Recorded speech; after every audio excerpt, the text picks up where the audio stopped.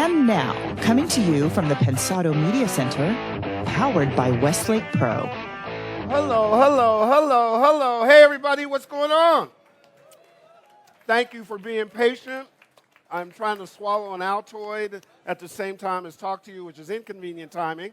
We're back at our winter home. Dave and I come here. This is our fifth year. Somebody just got an Altoid instead of Pro Tools 12. You may have got ripped off, so just letting you know. We got an illustrious guest today. You're going to enjoy that. This guy is super talented. We'll bring him out in a second. You're at the place. Pensado's place. Oh, that shit's sexy.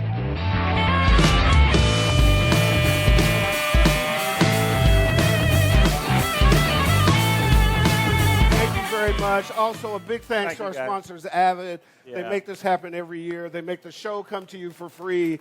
They are literally, there's another one of our partners in the back, George and Joe from Westlake Pro. We like them as well. We love them. You should see the new Pensado Media Center.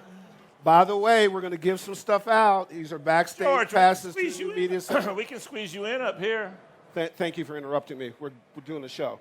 Huh? Yeah, cool. We're going to give away some Pro Tools 12s. I think there's some Mix magazines. We were lucky enough to be on the cover of Mix magazine because of you. We'll sign some of those things. But we really want to thank you for your support. So, again, Avid, an incredible company, have been supportive of us for 5 years. Let's get to the guests. Let's get to the good stuff. You'll get a chance to ask some questions. We'll have some handheld mics. And I think we get it going. I just met our guest for the first time about 10 minutes ago, and I told him, I've almost been thrown. Thanks, Karen Dunn. The lady that came up and gave us a hug is Karen Dunn. Karen Dunn puts on the Pensado Awards. She's put on the Tech Awards for 31 years. She is a dear. We don't do any live events without her. So thank you for the applause, even though you didn't know one of our favorites. Who the hell she was. She is bad girl. She is key in audio. Trust me when I tell you. So I told Mike Shinoda, I said, Mike, I have been on airplanes where people have said this black dude is just headbanging for like 5 hours across the country. And it's because I'm listening to Linkin Park records over and over. Like I like to do it over and over. And he was so surprised. He said, oh, man, cool, thank you. So one of the things that Dave and I like about this guy, besides what has happened with Linkin Park, which is incredible, but he's also a graphic designer and a record label owner. He has stuff in the Japanese Museum of Modern Art. Japanese American Museum in LA. This is a guy, what I think you're going to learn when you meet this guy is how you can improve who you are in audio by being artistic. So do me a favor, put your hands together for a ridiculously talented guy, all the way here from Linkin Park, the one, the only, Mike Shinoda. Michael. Welcome him. There he is. Mike. Hi. Did I come in the wrong door? No, man. Your entrance can be anywhere. Come down this way. Pop around. Hey, guys. What's up? We're all good. I have a fan. I have nothing. I don't know what to do with. So You're I'll move a fan. Mike, thanks for coming, man. Thanks for having me. Thank you, buddy. It is absolutely true that between being on the plane or in the car when I'm headbanging the music that you're involved with. Thank you. What I always liked about Linkin Park is you guys were not afraid to be fully Linkin Park. Right? You had your own sort of way of approaching rock and making a hybrid of your interest and the way you saw the marketplace and so on and so forth. And you just were sort of balls out and went for it. Is that a fair assessment? Well, actually, it was funny. A few minutes ago, a fan walked up to me, a guy who was saying that he's been in the band since the beginning and has followed us. And he asked me, I think it was probably because this is, I have to assume Meteora, our second album, was one of his records that he likes a lot, because he said, you know, what's your favorite song in your catalog, or what's your favorite song on Meteora? And I said, actually, that album, what was interesting about that is that I would probably say Breaking the Habit. There's a song called Breaking the Habit on that second record where it was the first time we basically showed that we were interested in doing something other than what people knew us for. Yeah. And everything since then has been in that vein. That every time we make a record, every time we make a song, we knew that at that moment, if we kept making stuff that sounded the same way, we'd be kind of locked into doing the same thing. And so we stepped outside of that, and it's opened up all the doors of opportunity for whatever the band wants to do, from album to album or song to song. Some albums are patchwork of all different types of songs, and other ones are just a little more glued together in one sound, but you never know what kind of album you're going to get from us. What's great about it, in my opinion. Mike, can I get serious for a second? Please. The song Kenji, Oh, yeah. it really resonated with Are me. you asking about this because of my hat? No, I'm asking because my mom and dad are from Spain and Uh-huh. grew up in Ybor City. And I'm not sure what the just relevance 30 is. seconds, let's be a little serious. No, that's all right. The foundation for that song was trying to know where you fit in at a young age. You Yeah. didn't know how to quite be Japanese, be American, or what. And you touched my heart when you described the first time you went to Japan and got off the plane, because that's the way I felt every time I left Ybor City. And that song kind of embodies a lot of important moments in my life. Are you comfortable discussing the way that came about? I think it's a beautiful story. Thank you. It's it's a weird half thing. Our audience would benefit by it too. So it's a weird thing to get into such deep conversations that I do about the song Kenji, knowing that it's like basically a rap, like it's just a rap song. You know what I mean? And at the time when I wrote it. It was around the same time that I was just talking about. So on our first two albums, Linkin Park with Hybrid Theory and the Meteora, those were kind of like brother albums. Like they both kind of had a similar sound. Mm-hmm. At the very end of that, we did the Collision Chorus album with Jay-Z.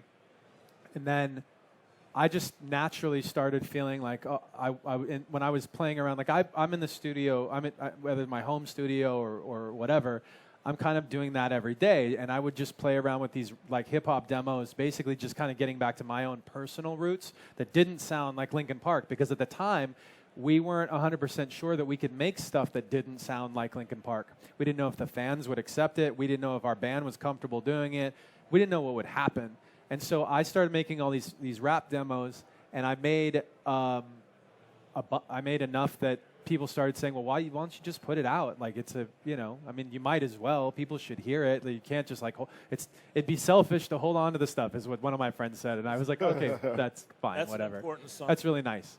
But the kind of cornerstone in retrospect, one of the cornerstones of the album is a song called Kenji, which is, I'm half Japanese, half Caucasian and mixed European background.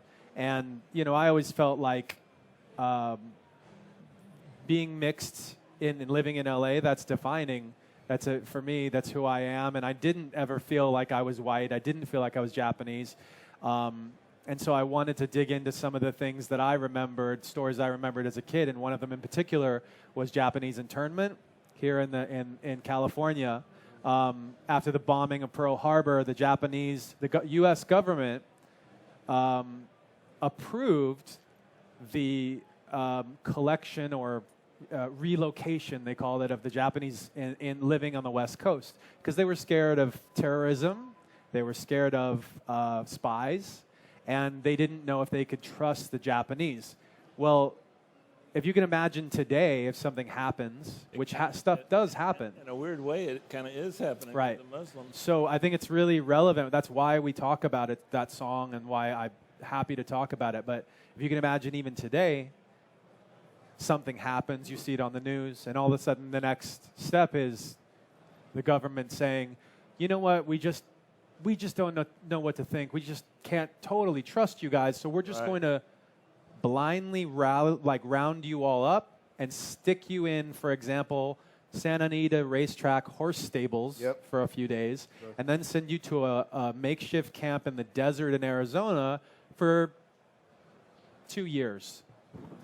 Crazy, right? You can't imagine that happening right now, but it happened, and that's part of American history that a lot of people don't talk about, and that's what that song is about. Sorry to be so long-winded. I'll try and speed it up. I think it's a beautiful story. Stop me, Mike, because I want this to be your interview, but when you described your first trip to Japan and you saw someone handed a business card and they received it with two hands, that touched my heart, buddy. Can you tell that story? Well, that's just the way that things are done.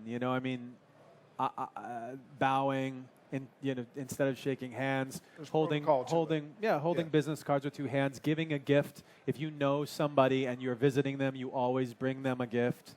Somebody told me recently, I actually hadn't heard this one, but they said that they were always taught that you never return a dish empty. So if somebody brings you a dish, like if they bring you food on a dish that they own, then you eat it, then you have to give it back with something on it. Yeah. Yep. Back to them, which is just so nice. Like, and things like that, like that's part of our culture, and that's like specifically, I remember when I got off the plane in Tokyo for the first time, it smelled like my aunt's house. Like it smelled like my family. Yeah, and right. I got off the plane, I thought, this is the weirdest thing. Like I never would have imagined that being the thing that registered with me, and it smelled familiar. Chongor's girlfriend. Man, thanks for doing that. I appreciate it. Yeah, man. Thank you. Okay, is the interview over? No. No, Okay. We'll go back. We'll go back. Chongor's girlfriend is Japanese, so when he came back from Japan, part of the way that you show respect is that when you're eating noodles and stuff, you slurp. Yes. Right? And so we were in American restaurants, and Chong was like, it's like, what the? I was like, Chong, you're not in Japan anymore. Anyways, Plus an environmental group followed him around because he was killing half the fish population on Earth. You do not want to eat fish. No, let's with go Chong. light. Let's That's go not- light. So you're making a record now, right? Yes. And you're in the middle of, are you in the writing and tracking phase of it, or where are you guys? So, historically, the band has like basically gone from, in the earliest days, we'd be really track focused. I used to write much more like a hip hop producer than a band or a rock, artist. It would always be track first. Okay. And the first time we worked with Rick Rubin back in, 2005, 6, we did a few records with Rick, and he's a really good fit for us. Like he's very big picture. He's not in there every day in the details. Some people don't like. Some people don't like that. Yeah. Right. But we're very self-sufficient, and we also, what we wanted from him is the guidance. And one of the things that we learned that it took a long time for us to internalize is he always tried to get us to focus on the song more than the engineering, more than the mix, more than the sounds and the atmosphere and all of that, which we knew we were doing to some degree and we knew we wanted to do. But it's just that I love creating atmospheres. I love creating unique sounds. And so whenever I'm writing something, those kind of just work their way in because I love doing it. It's your natural process. Yeah. But he was saying at the time, he's like, well, what if you did just focus on like piano? I played 10-ish years of classical piano. So my background's piano. That's my main instrument. And so he's like, what if you did just write, piano and vocals and really forced yourself to just keep it at that until the song was done and then worked on the track? And we very, very rarely got there with it during when we worked with Rick. But I always say where we're at right now is a product of those conversations. You don't learn this stuff overnight. Like, the things that Rick knows and thing Rick teaches, it takes a long time to absorb it. You're never going to if you knew it like that, you'd be an absolute genius. Nobody does that. So so we're in the process right now where we're working on a new record, and everything is totally 100% focused on the songwriting, crafting it's the right melodies, the right words, the right arrangement, or rather structure, not arrangement. The order of parts, what's the tempo, what's the key. These seem like the simplest, stupidest things. But they're important. But if you don't get them right, it can change everything. Absolutely. And then I'm really looking forward to, we've got about 2 months in on this process. We got a ton of material that we just love, and every day we go in, we write a new thing every 2 days. Okay. Like I'd say about every 2 days we work on something new. Sometimes it's just us. We've actually been working with a couple of other writers as well just to see what they have to offer. We've never done that before. We've always written everything ourselves. So that's a brand new thing too. Does the selection process inside the band of the final material, is that a democratic process? Is it tussle? Does the label get involved? That's a great question. Yeah, because for every artist, it can be really different. Yeah. Based on who you are, what your talents are, what you know, how much you sold. who do you deal with, what genre is it, whatever. I do want to finish one thought that I had before though. We are a couple months in on this songwriting thing, and it's really melody, lyric focused. But there will be a point when we really start diving into track. And that's the thing I'm really also looking forward to, because I feel like we've got the foundations that are going to work. And when we know the foundations of the song are great, then we move into track mode. And then it's just like, that's my playground. It's like one of my favorite things. Absolutely. So I just get to do that every day. Yeah. I'm in the studio probably. Our lead engineer, Ethan. Where is just he? Showed up. Hi, Ethan. Ethan, what's happening, man? So you guys, if we get super nerdy, I may go to Ethan for some clarity on like. We have a handheld around someplace. Ethan, we'll get you a mic if you need to ask a question. If you start asking me make and model of certain outboard effects, I'm going to be like, what did we use? I don't even remember. I got a question for Ethan. He needs a mic, so before you ask him. No, he doesn't. Keep going. Maybe Hey, man, I wrote it down. Is Scheherazade X still his favorite Pokemon character? There you go. Good job. Very complicated. There you go. Very complex we don't thing we're talking We have a about. crack research team. Absolutely. Well, they're on crack, but that's not early in your career, the band, you guys weren't known for jamming songs together. A lot of bands, their process is they just jam, and that turns into a song. Yes. Sounds like on this new record, you're going to do a little bit of that, a little more possibly. A little more, yeah. Jamming, I've always, when I really write something, if you can call a one-man or two-person jam, like if you call it one person, the way you come up with a song, like there's something intuitive and non-mathematical about that. Like you got to feel it, and you're talking about like I'll come in and whether it's today or on previous records, like I'll come in and be thinking about it sounds a little trite, but you're thinking about your life. Like you're thinking about what's happening in that week or that day or what you just saw, what you just read. Like there was this thing on the news or perfect easy example. Brad and I, our guitarist and I, we're basically in the studio every day, roughly 10 hours, like Monday to Friday, about 8 to 12 hours. So just call it 10.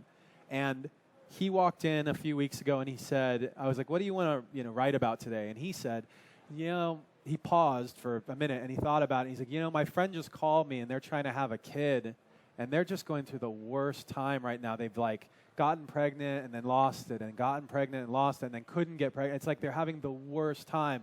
And we're, we have families, we have kids and stuff, and so like that really resonates with us. And a lot of guys in the band and other people we know gone through that. So I was like, we got to write about that, and that was the topic for that day. And to me, it just takes something like that. Like sometimes it's something as simple as I just talked to somebody and this conversation meant something to me. I related to something somebody said. Yep, that makes it real. Yeah. It makes it real and makes it topical, even when you don't touch it. When you're on the road, do you still use iMachine? Is that something from the past, or? I use a lot of. I do use iMachine. I'd say I use a lot of different, virtual synths and different plugins and gear or whatever. My primary writing tool is probably Machine. Other than piano and just singing into my phone. Like I probably use audio memos even more than that. Right, exactly. I'm sitting in my car, I literally got the Apple Watch, and the most important thing on that is not the watch or the messages or the whatever. It's this little Just Record app where when I'm driving, I can just flip it and press the button and start recording, as opposed to fumbling for my phone and whatever, because I will have tons of ideas in the car. It's one place where I get the most ideas. Everything about Pensado's place, Pensado Awards, everything we do is me talking into a voice record, playing it back later, and then extrapolating it. When you tour a lot as a touring entity, when you do tour, is writing on the road something that is good to do, stimulative, different? Do you not like to do it? Some folks like doing it, some don't. There's two parts to that. First of all, like in a kind of a drier way, like if I stop writing, it's almost like I stop. It's like stop like breathing. Physicality, like stop moving, and then your muscles get sore and it's harder to start up again. So there's that. That's true. But if I really step back and look at it, and if I'm not doing something creative, I go stir crazy. I really get like unbearable. I'm totally unbearable if I'm not. Part of it is because I grew up playing piano. I grew up drawing and painting. I went to school, as you mentioned, at Art Center in Pasadena for illustration and graphic design. Amazing. I've been making music since, like, I think I got my first, like, cassette 4-track and sampler and all that when I was maybe 15. And it was, like, weirdo stuff off the back of those. What were those magazines they used to have at Guitar Center? Was that Musician's Friend or was it something else? I think it might have been Musician's Friend. I would, like, just look at the used gear and get stuff around town. And I got these, like, I got an Akai S900. I got, like, a Tascam 4-track. I got, like, an Alesis, was it HR16? Was the little drum machine? I used that as my sequencer. And I make these little beats and keyboards and stuff. That one was so shitty. You probably the only one that had one. It was bad, but it worked as it was a good sequencer. Like, I could plug it into the Akai and I'd sample stuff. And it was, by the way, you guys, it was 12-bit and it was floppy disk. Oh, Jesus. Okay, but I've been basically building out my, like, people ask a lot of times, like when I'm working with other artists or producers or whatever.